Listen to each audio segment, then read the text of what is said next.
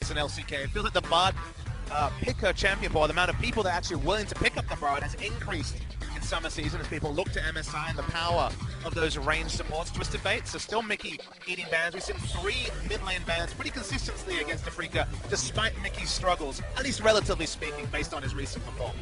Right. Second ban for SK Telecom, that Twisted Fate. Not a bad idea to ban that away from Mickey. And then Azir and Rise on the Afreeca side. And Shen, the final ban from SK Telecom. Shen's certainly been coming up. He had a pretty rough start for the picks we saw, but now things are looking a little bit better. Gotta say, Jin Air could learn something from SKT here. They had their struggles against Shen pick in particular, so seeing some respect for that champion who can go with the Trinity Plus top lane, one of the best picks into Aurelia. And now where does Aurelia go in this draft? Because Duke is an excellent Aurelia player, Shen one of the best answers. Trundle still exists, but SKT have been prioritizing Karma wherever possible. It is a flex pick for them. They will take it in the first pick. Yep. Well, Karma's been a pretty priority pick for a lot of teams lately. SK Telecom grabbing that one, and now 2 picks over to the Afreeca Freecs.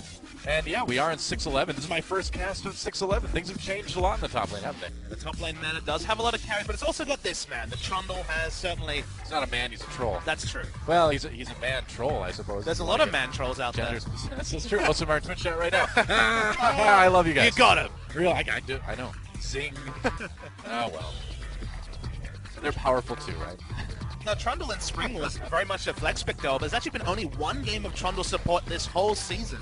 It's been a staple of the top lane. It's a bit of a blocker pick to the Fiora, but is a skill matchup, as the opponents of Someday have come to find out. Yep. All right, someone just going with the safe Rek'Sai pick, it looks like. Will be Trundle Rek'Sai locked in. When we saw these two play in the last series, it was 2 games of Swain, 2 games of Kindred from Linderon and Songwan, respectively, and neither of them looked particularly impressive. There's so much power still available, and if Vlad coming through, and with the Insta Vlad, that does seem to suggest Karma support. That does. I suppose there's always the off chance that it could go to top lane, but that seems so unlikely from what we've seen lately. It's one of those things that could happen, like you say, but with the change in Vlad's kit, it feels like people aren't as confident running at top. Also, it's one of those really low-impact teleport top laners that doesn't really have a big flanking gank like a Maokai, for example. So going Ghost Flash, having that buffed Ghost, being able to get to those team fights, seems to mean it's going to be mid-lane Vladimir. Probably. And the Elise for Blank, possibly. Yep, gonna lock that one in. Was 3-0 on that Elise in the MSI final. 3-0 this season on Elise. Been the staple pick of Blank. Has moved away from the Kindreds of the world to more of the control junglers. Talia is available. I was going to say, we have not yet seen Talia in LCK, but she is available. So they could go for it. I don't think we're going to see it, unfortunately, Noah. Oh, well. Saw Rookie messing around with it in the LPL, but otherwise been very little competitive Talia. I believe 1 game of CBLOL as well. Just not in the meta just yet. Now, Mickey's Zed is something that's been often banned against him. What do you think about that matchup with Vlad, though? I don't know. I like the Anivia here. I mean, anything that can zone out the Vladimir has been really useful. We saw SK Telecom themselves actually use that Anivia against the Vlad to pretty great effect. Both in laning and in team fights, the wall has so many impacts against the Vladimir. Forces certain itemization. You can win the matchup, as Coco showed in being able to beat Crown in the Vladimir versus Anivia matchup. But you have to be super aggressive, and Spirit Visage first is almost a requirement in terms of itemization. Seems that way. So in the end, Braum and Lucian locked in for the Afreeca Freecs. Pretty powerful classic bot lane there, and the Sivir over on the SKT side would pair very nicely with the Karma and give Vlad that little speed boost to rule his way into the back lines, although he's probably going to be getting that proto belt to help propel himself. And who doesn't love a rocket-propelled vampire, right? I mean, rocket-propelled, when you're talking about Summoner Spell Ghost, Karma Sivir, and the proto belt, we're going to be seeing some Turbo Vladimir coming out, which is going to be fun to track. We haven't seen Tarek from SKT. It's been a KT special. I think this is a Kim Dong-jun trolling special from... It is. It definitely is. But, all right, so Sivir locked in. What do you think about the Fiora? See, the matchup against Trundle can definitely go poorly. We've seen more Trundles beat Fioras, but with jungle pressure, which is something that Blank has been excellent at, Fiora can certainly run away with the matchup, as Someday showed. So it's going to be a lot about Blank and his pathing. Blank has been outstanding in pathing. The last time SKT played Fiora was against Jin Air. They lost that game. Bengi showed no pressure for the Fiora, and they lost lane, which shouldn't be a surprise. You need to give that pick pressure as we wait to see. If we do see Zed, there will be almost no magic damage on the side of Afreeca. They need magic damage from somewhere. It does seem like it's easy to itemize against, but then again, there really isn't a tank on the SK Telecom side. I suppose Elise could arguably be a tank, but Afreeca, I think they need some magic damage, yeah. we've seen Mickey play this Kassadin before. The matchup can be painful, but might be navigable against the Vladimir. I mean, I still like the Anivia. I feel like you can zone Fiora out, you know, not as well as you can zone Vlad out, but you can make it harder for her to get into the back line if she tries to teleport behind a team fight or something like that.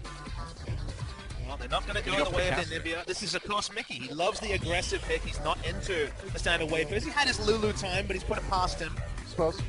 Risky pick, though, with the Kassadin, and it also means that wave clear from this Afreeca Freecs lineup is melee range or kind of absent in general. I suppose that's true. So Kassadin, what's the I feel like we haven't seen Kassadin in LCK for a little while. Mickey played it last series, they didn't win that one, so he's been some teams are messing around with Kassadin, but certainly isn't the staple Kassadin first pick, first ban meta that we saw a couple of years ago. That's right. Interesting stuff. So SKT have a draft. Some team fights will be strong. We'll get Vladimir into the backline, but when you have this Fiora, you're more looking, as you mentioned, for the split push. So it's going to be honestly a lot on Blank setting up Duke to succeed, because it's always risky when you try to opt into team fights with the Fiora, and as you mentioned, a very low tankiness comp. True. Once again, Faker the only one allowed to wear the red jacket. Apparently, you have to be very skillful to do that. We've heard. I thought he might have to take it off after the Lulu game last week and the LeBlanc game. Oh boy.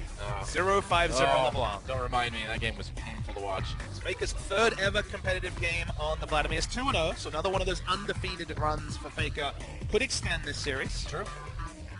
It's true. And the Afreeca Freecs looking to gain a little bit of momentum. A win over SK Telecom would be huge here. And SKT, after that embarrassing loss to Jin, they need to prove that they are still the team that needs to be considered as on another level from the rest of the teams here in Korea. See if they can, though. Anything other than a clean 2-0, that's bad for SKT. That's right. Time to get in the game. SK Telecom versus the Afreeca Freecs. It's go time.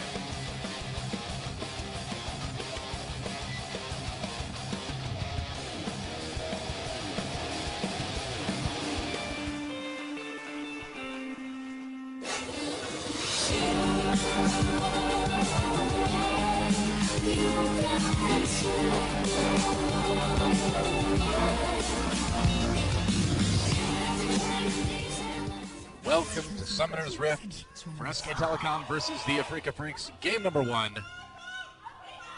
And the Africa fans out in force, of course. That was not supposed to rhyme, but kind of did anyway. Don't worry about it. An Ocean Drake. First dragon. So for once, not a Cloud Drake. That's right. Fist bump. Yeah. We're cloud sober, Doa. No clouds today. That's right. Not yet, anyway. Ironically, also one of the most prominent Korean beers is Cloud also. That's true. But it's kind of pronounced more like Kud or something like that. I don't know. They try to get all K-L-O-U-D for our English fans. Yeah. Which, as far as Korean beers go, which are generally terrible, Cloud isn't actually that bad. I'm told it's made in the same factory as some of the imported beers, so getting inspiration from Western beers seems to have helped. Outside of Korea? No, in Korea. How do you make an imported beer in the I mean, like, that you're drinking it? Foreign labels, let's say. Okay. Sure. Imported recipes, we'll call them. Just like Doritos became Dodohan. And Coca-Cola, of course. Yeah, that's right. Well, actually, that's the official licensed version of Bugles in Korea. Interestingly enough, it's the same thing.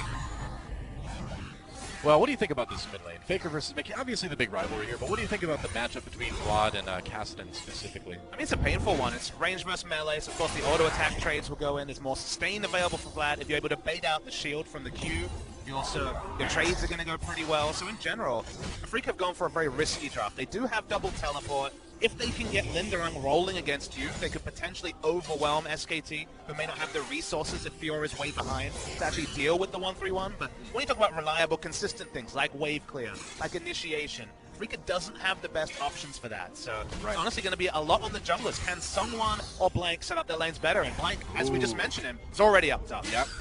Sangyoon coming up, the Sangyoon coming up to try to stop this. Linderung already very, very low. Here comes the Rek'Sai. Duke slowed down by that pillar. He's got a flash. Teleport coming in from the mid lane already. All right, actually, no, they're going to go and knock up Duke. Duke taken out. There's a kill for Mickey right off the bat. Now Blank in a lot of trouble here. He's still got his flash. Not going to have to use it. But that kind of backfired a little bit, didn't it? And the arms race to gank for top went to the nth degree. It took a teleport from Mickey to guarantee it, but, well, look at the itemization. He actually started Dark Seal, so casually has 2 stacks on the Kassadins. That's pretty happy days for Mickey, but setting up the Trundle vs Fiora matchup will tell a lot about this game, and so far so good for Afreeca. Yeah, I suppose. I mean, exploiting the fact that Faker couldn't follow up to the top lane like Mickey could. Faker expected it. He could have ghosted early between the lanes, but it would have been a big investment. Faker always known to not be trigger happy on these summoners, really hold on to them for the last second, and whether he could have actually been relevantly involved as a pre-6 Vladimir, even if he ghosted up, remains to be seen, but probably not. Held on to the summoner and early advantage to Afreeca Freecs. That's right. Faker will get a few more CS in lane for the moment. Not that we'll see that matter a whole lot, probably. But standard lanes, I feel like we haven't seen a ton of standard lanes. But when you've got two top laners kind of aiming to split, you probably want to give the 1v1 out.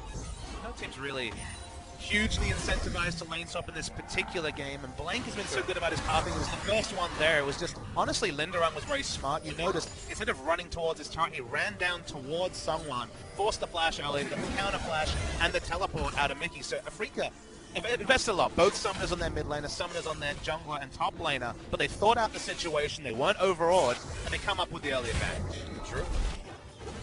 Blue buff being handed over to Mickey, as you would imagine. I like that Caspian skin too, it's kind of cool. Was the Oceanic server skin as well. Cosmic Reaver Caspian. Oh really? If you were an Oceanic player, you got a discount on it. No freebie though. Oh. Nice. To log into my Oceanic account. Yeah, you have one, don't you? I actually do, but I think I've only played like one game on it. I think you talked about playing with me back when I was in Australia, but then the ping wasn't great. Yeah, believe it or not, Australia does not have the greatest connections. It seems like. There's topics that people always talk about. The British always talk about the weather. Aussies always talk about their internet. A modern shift to the conversations in Australia. That's right. But seems like it makes sense. You're here in the land of great internet now, so you don't have to worry about that. People always ask me about the differences between a career and Australia. And Australia's obviously my homeland, and I love it dearly, but the internet factor is very one-sided. Blank looking for a cocoon over the wall, maybe. Mickey's level 5, doesn't have Riftwalk or Flash, that's why they're considering this. Good try to gank for this. They don't really know where Seoul Well, this is pretty obvious now. I don't know about this, yeah. Okay, well, it turned into a zoning play. Just going to try to get a bit of damage onto the turret. I feel like if they pulled the trigger on that one a little bit quicker, they might have been able to. Oh, Faker goes in a little bit deep. It's a turret shot for his trouble. I'm worried about Faker Pappasmithy. After that Jin-Air match. You didn't even see the LeBlanc game, Noah. No, I did. I did see I went back and watched it later. I didn't watch it live like I watched the Lulu game. Oh, boy. Like I said, after that Lulu game, I'm like, all right, I just can't take this. I won't be able to sleep if I keep watching this. So. Faker had a great season last season, but he was over-aggressive for large portions of it. It wasn't punished necessarily, but his aggression on champions like Karma last season was there for everyone to see. The fact that he played the LeBlanc and his first death was literally getting solo killed by the enemy jungler who was holding lane was a really peculiar one. Now we see him blow that ghost very early. I think it was a zoning ghost, which I don't think we've ever had. That's never been a sentence before, but we're crowning it now. Why not? Nobody going for that Ocean Drake quite yet. SnowFlower just blocking a bit of damage with that Braum shield. And now they're going in on the Bang. There's the exhaust use. Flash from SnowFlower looking for that stun pass. They might be able to get it. Sangyoon low. Passive flash onto the way of that return projectile from Bang. Oh, where'd that come from? I guess PC Bang? Yep. SK Telecom Bang, though. Yep. Couldn't get him with the Boomerang Blade, though. Sangyoon actually played that pretty poorly. He was following, he had his summoner available, still had heal, and then because of the Q and how he missed position, he had to flash heal instantly, both defensively. So, big initiation play from SnowFlower, using both his summoners aggressively, and Sangyoon using both of his defensively, meant that the bottom lane just wasn't on the same page for Afreeca. Here's an opportunity for Faker and Blank here, but Mickey, level 6, man, he's past that, so he's got that Rift Walk, so it's going to be pretty tough to catch that Cassidy now. Making the lane certainly not going to be of great use. We'll see what Mickey's doing in terms of leveling. He's maxing Q, so his wave clear is certainly going to be completely dwarfed by what Faker's going to be able to put out. So Faker should have a lot of options when it comes to really pushing in this Cassidy and forcing him to use all his mana, trying to wave clear. I feel like Afreeca's okay with that. I mean, Faker's one that needs to be worried about ganks here. To a certain extent, as much as a Vlad does, I suppose. The Seesaw matchup is the top lane, so if they're just trading CS between Cassidy and Vlad, it's pretty happy times for Afreeca, and Linderung so far hasn't seen a return visit as his summoners back up. SKT once again not able to set up for Duke to have a big early game on this Fiora, and honestly, there's more defensive vision for Linderung than there is for the Fiora, which is, to me, a mistake or an oversight from SKT. Yeah. Faker the one getting pushed back a little bit in lane for the moment. So far, the trades have looked pretty good from Mickey. As I said, he's maxing Q, so it's not the return windows for the Vladimir to get in those trades. You can also time the Q from Cassidy for the empowered Q that comes through from Vladimir. Of course, they have to charge up his healing, so you can really influence trades. There's the ult popped from Duke. Yeah, Duke going for it, but that's tough, man. I mean, he really can't win that duel convincingly yet with the Trundle. Possibly never. I mean, Linderung just pops the ultimate, and that's about it. But now, SK Telecom looking for a dragon, but now Blank gets bit caught. There's a teleport coming down. Wolf and Blank escaping in the lane. Linderung finishes the teleport.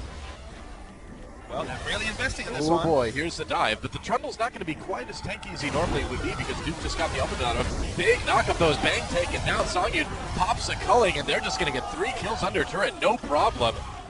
Nobody even really getting that low, aside from someone, but he's safe. Nobody from SK Telecom around him. That was really clean. But it was really manly, too. They went for the true dive. They didn't even bring up the minion wave. They could have had Lucian ult the wave or both dash in and Q the wave. Instead, they just went for a full turret dive. Someone's tanking was really smart. They're going to get the Ocean Drake as well. Once again, Faker doesn't use the Ghost, and now he's in trouble. Yeah, Mickey comes in with the TP. Faker pops his ultimate, but hasn't had to use any summoners yet, so he will get out.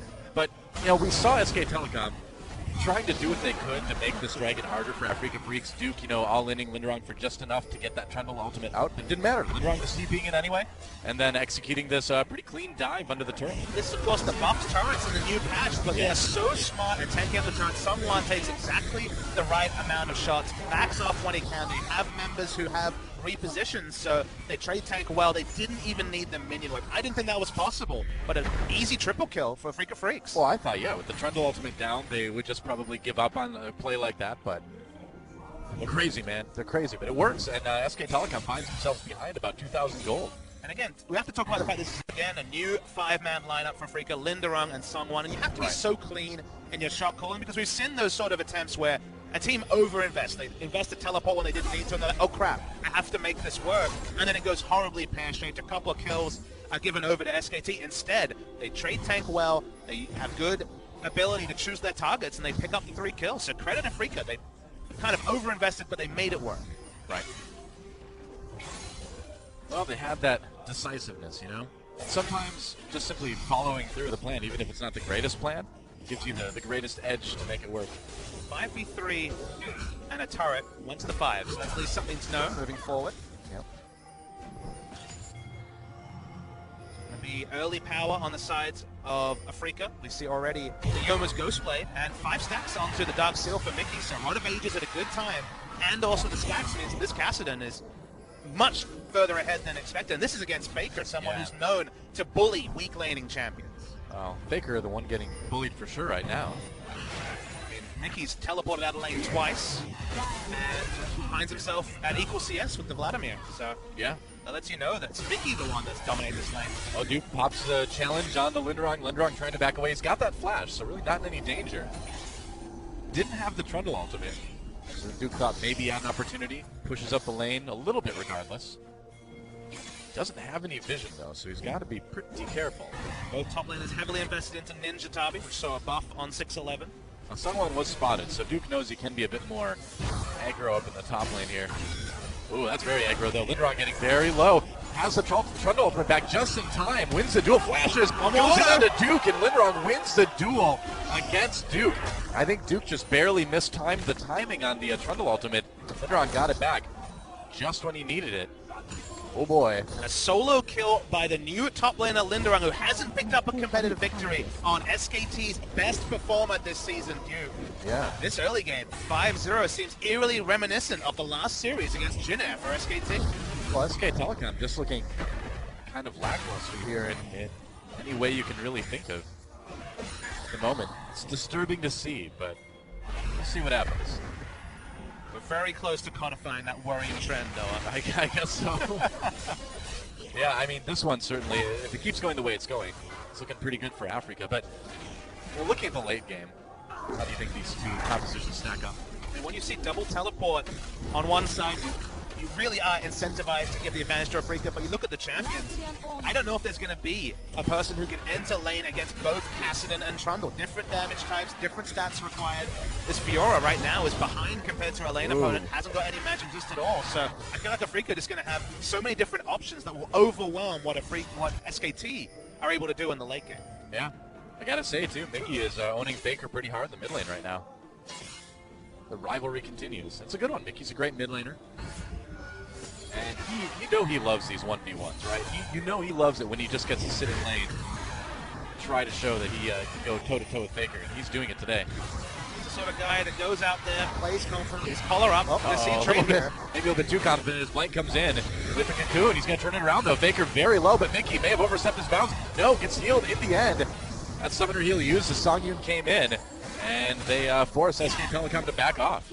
Definitely Mickey playing with too much confidence. It turned out that SKT had members closer than Afreeca. Yep. Afreeca's entourage comes in, they won't be able to push down the turret. Sivir rotates, so not going to punish in the bottom lane, so it ends up being pretty even. Except that, once again, Faker doesn't invest any summoners, and Mickey has to flash away. Yeah. It's definitely a little bit of a win there for SK Telecom, but the Afreeca Freecs able to just respond with the Rift Herald. Already doing pretty well in that top lane match, and if Trundle now packs the Rift Herald as well. Very good point. Going to be in a great spot against Duke's Fiora, who, have to mention it, just hasn't got that love and attention that a Fiora needs to get big. It needs a jungler usually to impact the lane to get that Fiora rolling. It just hasn't happened this game. Yeah, Bengi already starting a little bit of a split push around the bot lane. And Afreeca probably thinking about that next dragon too. Duke's lost a lot of health on that turret as well. They have the power spikes. They've got the Yoma's Ghostblade on the Lucian, soon to be Black Cleaver. Black Cleaver this game, you look at the lineup, 4 AD damage dealers, well 3 and a Braum, but regardless, it's going to be a big pickup for them. Faker's looking really aggressive on Sangyoon. Yeah, SnowFlower comes right in though. That's that shield. So there might be a burst build from Mickey. It's got what looks like the makings of another big AP purchase. Maybe the Luton's Echo coming next for the Kassadin. Could be. Could be Lichbane as well. Ooh, a Mountain Break started by SK Telecom. This would be a big pickup for them. They need this kind of thing to stay in the game. Let's see if Afreeca Freecs can take it away. Only SnowFlower there at the moment, but everyone else coming down. There's a teleport. SK Telecom finishes off the Dragon in time. Nice Braum ultimate. Hitting Blank. Hitting Bang. They're going to pick up the kill on Bang right away. And when Blank comes down, nope, not going to get out. So a double kill going over to Linderon. So Mountain Drake is great for SKT, but a double kill on the split pushing Trundle, not so good for SKT. I don't know. Who do you think came out on top of that one? I feel like Afreeca Freecs maybe still looking a little bit better overall. 2 kills for the Drake is very much a line ball. The fact that it's mounted is important, but the fact that Afreeca here is probably going to take this mid lane turret will definitely tip it over to Afreeca Freecs. Yeah, they will. 7 kills to 0 right now. Only 1 Drake, no turrets for SK Telecom. Teleport coming in though. Duke trying to make a play on the Sangyoon, possibly no, decided to change his mind, and that teleport just completely wasted now. And in the meantime, Mickey takes top lane. And we're watching on our screen also the replay that was pretty straightforward, the double TP, getting the Trundle pillar and nowhere to go for Blank, who didn't have his teleport. And then, as you say, a big investment in terms of another summoner from the side of SKT for no kill, losing a turret. Gold lead's now growing. It's 7,000 gold lead to Afreeca Freecs. Yeah, man. I didn't even notice the replay on the other monitor because I was just watching Duke TP in there for nothing. And whoops. I thought Duke was going to do a bit more, but nope. It's not what Fiora does. Fiora's not the greatest champion for teleport flanks or any sort of teleport engages. You want to split push, therefore you want to have early pressure. But from the moment that Afreeca invested in Mickey's teleport to get the top lane matchup rolling, and importantly to get Mickey rolling. Yeah, Wolf needs to be really careful going that close to that Kassadin. Mickey's doing a ton of damage right now. That Kassadin is an AP assassin, and range supports have always been food for champions like Kassadin. And it's hard to feed him too because he's got that big mask thing over his mouth. How does he even eat? How do you even feed this guy? These are the questions that keep me up at night. I know, right? Me too. But I'm not the only one. Baker trying to make a play on the Mickey here. Blank having to back away. Mickey gets out just in time. Afreeca Freecs trying to disengage, and they will get the kill onto Baker. Baker getting a bit too aggressive again. Whoa, Sangyoon may not have wanted to flash into that one. That was a bit overeager, but in the end, they don't give up a kill, so ends up being just fine, I would say. Don't invest all their members either. Trundle was just split pushing casually up top this whole time. Yep. So it won't be a perfect game, even if things stay this way. There was one Dragon, or one Drake, over to SKT. This is going to be about as close to a perfect game as we've seen people get against SK Telecom in I don't know how long. I mean, this SK Telecom lineup has never been perfect game in the history of their existence. Yep. So Still won't now, but it's about as close as it gets. what a world we live in. Everything made so much sense a week ago. It did, yeah. I mean, I leave, and this whole league just goes insane. I mean, the first day when SKT completely dominated MVP, it was pretty much business as usual, but ever since then, results have been really up in the air, and out of nowhere, SKT with now Blank and previously Bengi have just gone with the same team. That's right. Linderon going into Duke here. SnowFlower joining the party as well. Duke has some flash. Braum ultimate used to get the knockup. Then got the passive and the easy kill for Linderon, and he is just a monster on this 5-0-1 Trundle. Baker in big trouble again. No turret to help you. Pulls his way out of there, but still showing that he cannot do anything against Mickey right now. 5-0-1 Trundle versus 0-3-0 Fiora. Yep, Fiora will have no chance to stand up to either Trundle or Kassadin in the split push. They don't even need to coordinate their teleport time as Baron started to half health now. Oh yeah, they turn away from Baron going in on the Blank here. Gets trapped by that pillar. He's going to repel to nowhere. And meanwhile, Wolf decides to give up a kill as well. 2 kills for the Afreeca Freecs. They can turn right around onto that Baron. Uh-oh. See, here's the real thing. I feel like the real problem is that interview where the SK Telecom coach was like, hey, I'm sorry for saying we were going to be bad. We're actually really good. And as soon as he said that, Pappasmithy, look what happens. Are you ready for the most Korean re-apology and apologizing about his apology? He's like, I'm sorry, guys. I know I said we were bad, and then we were good, so I said we were good. But then after I said we were good, we were bad. So I'm sorry we're bad, because apparently we're not good. I don't know what happens here. I mean, this is just a shooting gallery for the Afreeca Freecs. There's no way to run away from Mickey. He's so strong ever since he got that first kill. This Kassadin just casually jumping, assassinating members. Flash or flash not on the side of SKT, it doesn't make a difference. And this is just the biggest hole I've seen SKT in a game. I mean, 0-11 kill score. It's not as big as a hole that's growing in my heart, Pappasmithy. My beloved SK Telecom. What is going on here? I mean, every relationship has its good days and its bad days, Noah. I This know. is the tests you have to go through. That's true. And I'm no fair weather fan, man. That's for sure. Really? What about that rough weather SK Telecom? No. Hey, we live in Seoul. Weather's always rough here. It was 2014, and you guys were still decent back then. Yeah. No, I've never given up on SKT. Maybe for this one game, Noah, you shouldn't have too many high hopes. Well, yeah. I mean,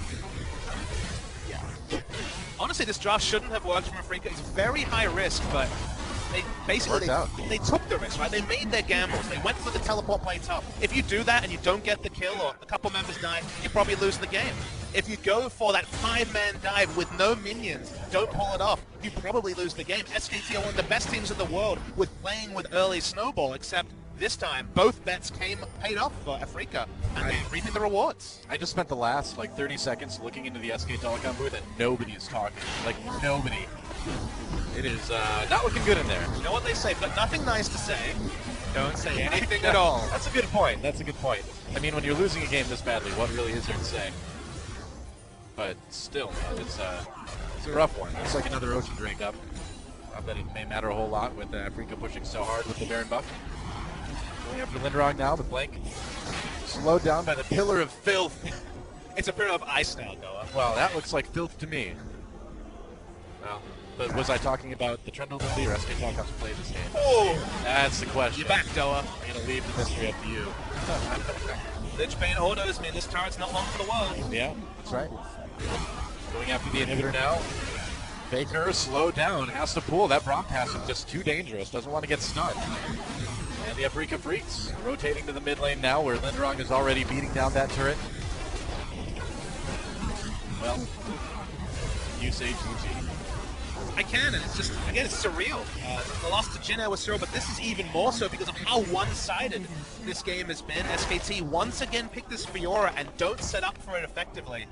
Either you don't play aggressive, or you really hold back as Duke and lane. You don't look to trade, so you don't get abused by something like the Mickey teleport. Speaking of which, double teleport. Yeah, double TP, and I think it's kind of a victory lap. They're going to go in on this fight. They're going to force the repel immediately. Duke gets knocked up, trying to go in, trying to do damage. Really can't make it happen. There goes the turret.